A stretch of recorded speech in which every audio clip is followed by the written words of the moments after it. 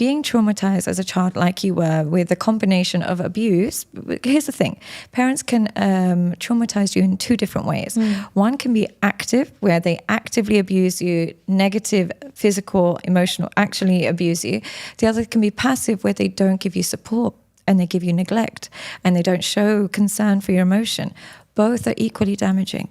Both are. So people, when they think of trauma, they think, well, nobody hit me in the house. I can't be that. And I was never sexually abused, so I'm not traumatized. But having a parent watching you in pain and not offering you a hand is trauma. Because what happens then is a child has no one to soothe their emotions. When they're going through pain, they have no one to soothe them. So nobody's there to kind of coddle them. So they then have to do it to themselves, and they don't know how to soothe themselves. So they develop coping mechanisms. And what these coping mechanisms tend to look like is very self-sabotaging. What a coping mechanism might be is being incredibly addicted to something. It might be addicted to a person, might be addicted to a feeling, might be addicted to a substance.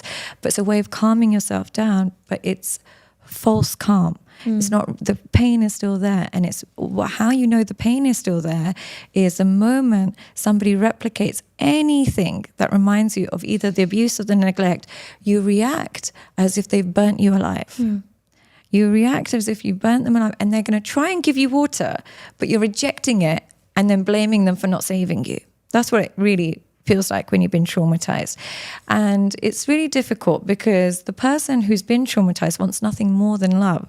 But because it's so unfamiliar to them, when they get it, they're suspicious of it and they reject it and they test it and they punish the person who's trying to love them unless they meet somebody who's bad for them.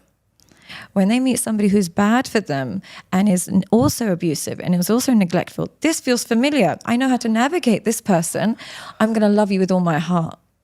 But somebody who's consistent, caring and loving, what's wrong with you? Why are you loving me? This can't be real. Let me test you. Let me swear at you. Let me shout at you. Let me pretend to break up with you.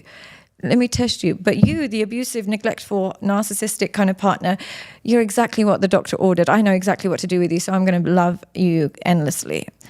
So the person ends up being very traumatized and re-traumatizing themselves and reincarnating the abuse almost voluntarily. But of course it's not voluntary. It's all like trauma is like a little puppet master that tells you what to do. So that's the baseline of trauma.